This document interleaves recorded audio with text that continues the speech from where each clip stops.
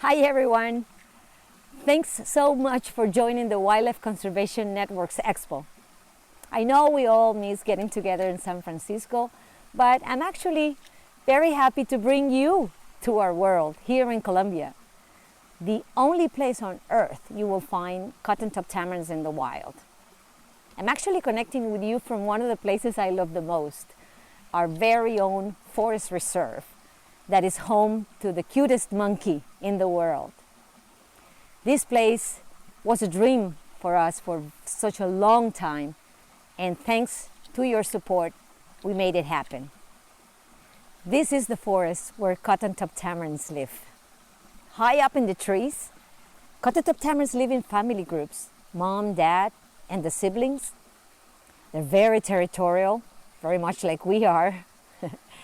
Babies learn everything from their parents, just like we do, and everybody helps each other stay safe and to find the resources they need to survive. Here in this forest, they have everything they need, from the large trees that provide shelter at night to stay safe from predators like small mammals or a boa snake, to the many fruiting trees that provide food every day for the monkeys.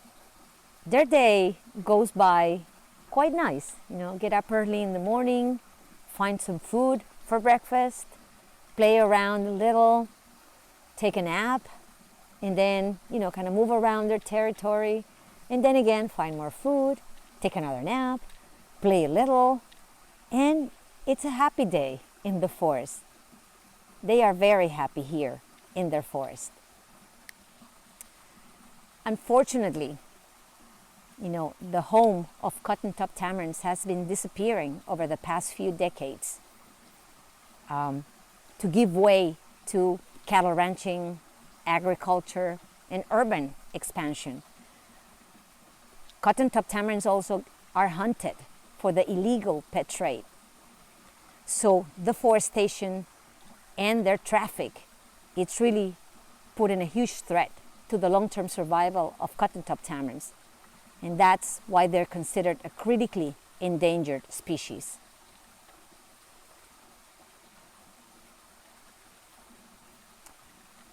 We estimate there's about 7,000 cotton-tops left in the wild, but only in very little patches of forest that make up less than 8% of what there used to be in northern Colombia.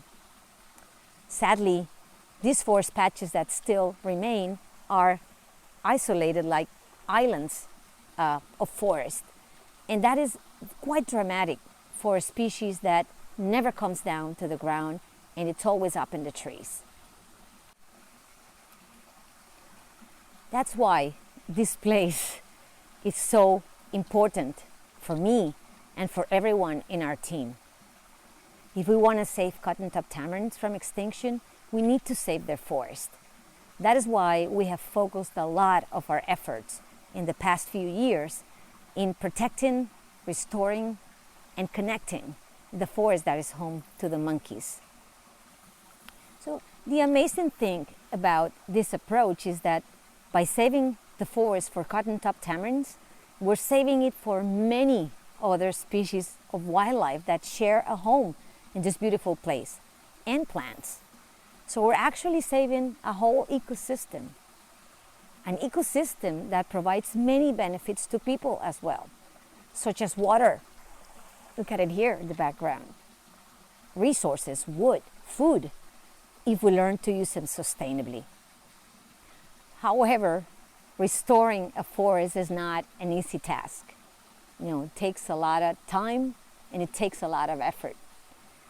We always say you can probably cut a hectare of forest within a day, but to rebuild it, it takes about 20 years to bring it back to a level that provides a safe haven for cotton-top tamarins and for wildlife.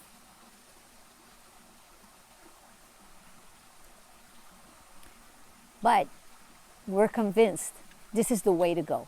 This is the way to save cotton-top tamarins. So we're going to show you how we're doing this. We have studied cotton-top tamarins for a long time, more than 30 years. And in that way, we have learned a lot about them. We know what trees they feed from, and we know what trees they use for shelter. So we go out into the forest, collect seeds from those trees when they're fruiting seasonally along the year, and those seeds we bring back to the nursery that we have created within our reserve, and prepare the seeds and then plant them in our nursery to germinate and then to care for them.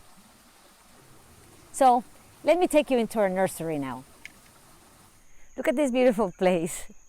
I mean, to me, our nursery, it's a place of hope. You know, seeing all these little saplings grow every day, it just gives us hope for a better future for both the monkeys and for us humans. Our team cares for these saplings as if they were their own kids. Every day, they water them, they trim their leaves, they weed them, just take very good care of them. Most of the saplings stay under our care for about a year, until they're about 1.5 feet tall, big enough so we can take him and plant him into the forest restoration areas. So you would think that planting the saplings would be the end of the process, but that's actually just the beginning. We then go back and check on these saplings every so often. That's why we mark them with these little tags, with these little colored flags, so that we can identify them and then monitor their growth and their survival. So you see, this is a long-term commitment, but we're very fortunate to have you along the way supporting our efforts to bring back the forest that is home to Cottontop tamarins and the amazing wildlife of Northern Colombia. And of course, we cannot do this alone. We actually have amazing partners. We work with the National Park Service, with the environmental authorities, with other local NGOs, and more than anything, with the local communities. Through this partnership, we have created conservation agreements. It's an agreement with the local farmers, or the cattle ranchers, in which they commit to set aside a portion of their land for us to rebuild the forest and create these green highways that connect isolated forest fragments, and that way the monkeys can move around and also other wildlife. And in turn, they get technical assistance to increase their productivity and do it in an environmentally friendly way. They receive supplies, they receive equipment, they receive seeds, fruit trees, and all sorts of tools to help them increase their productivity, and that will improve their livelihood. What we're looking for is benefits on both sides. So we benefit from creating the forest that is home to Cottontop tamarins, and the farmers benefit from increasing their productivity and improving their livelihood. And along the way, we create a lot of friends, like Mr. Barrios, who became one of our local heroes when he saved the little baby cottontop that had fallen from a tree in his property. And instead of selling it as a pet or keeping it as a pet in his home, he called us, and together we worked to bring this baby back into their family on the next day. That is the type of commitment that we're creating with local communities. We're also engaging communities, but hiring locals to do all of this forest restoration work. Actually, our team here is 90% from the local communities. What an amazing way to engage people in your conservation work. And we've met people like Luis, who for 20 years was logging trees from the forest. He was an illegal logger, and that's the only way he had to, provide for his family. But now, instead of, cutting trees, now he's helping us care for the trees in the nursery and plant them and monitor to see them grow.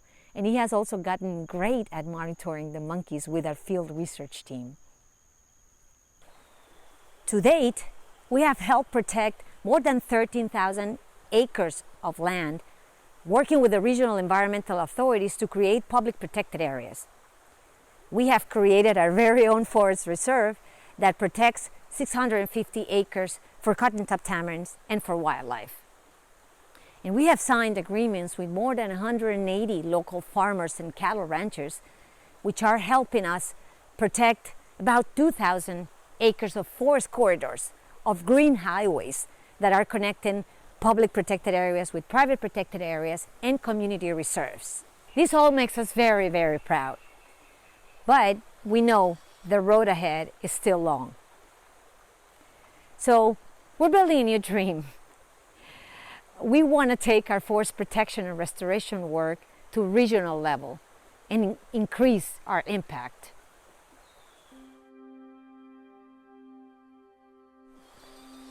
We're now in the planning stages of a 20-mile corridor that will connect two national protected areas. And along the way of that corridor, we hope to protect many, many more hectares of forest for cottontop tamarins and for wildlife, and to engage many, many more community members that can benefit from protecting their natural resources. I know this is a very ambitious dream, but we know we will count with your support to make this big dream a reality. Then maybe I can retire. As we build this new dream, we continue to engage communities in many other ways. For instance, our artisans, they continue to make these beautiful plush toys and the amazing eco mochilas. And as our economy reactivates, fortunately, after COVID, we're working together to find new markets for their products. Actually, that's a great way you can help. You can go online, do some of your Christmas shopping, purchase the beautiful plush toys and the colorful eco mochilas, and support our community work and support these hardworking women that are providing for their families while they support conservation. We're also eager to go back to the classroom and to bring our students to the forest to see the cottontop tamarins in the wild. We have had to come up with so many new ideas to keep communities and students engaged through COVID, through uncertainty, so many difficult times. But it may be the optimist in me, but I think all of this situation has given us the opportunity to reach so many new people in the local communities beyond the schools and beyond the students. We've come up with puppet shows, radio talk shows, mural paintings, and arts and crafts, and even a dance challenge. You might have seen me and many of our staff doing the Champetiteando dance challenge. It's just fun ways to engage people and to connect them with our message that cottontops are not pets. As we look into the future, here, by this beautiful, huge ceiba tree on top of this hill, we're building our new education center, a place for kids, students, communities to come and enjoy and connect with nature. They can come here and volunteer for us. They can help us care for the saplings. They can help us plant the saplings. They can come and learn about organic garden. They can do citizen science. It'll be an amazing place. And this place will be waiting for you as well, when you can come and visit to enjoy nature and to see our conservation work firsthand. This is another of my favorite places here on our reserve, because from the top of this hill, you can see the public protected areas, the private protected areas, our reserve in the background, and the corridors. And this pasture land that you see here will soon become a forest for cottontop tamarins. We will begin to plant saplings here to build a new forest for cottontop tamarins and for wildlife. From this beautiful place, on behalf of everyone in our team, we thank you for your long-term support to Proyecto Titi.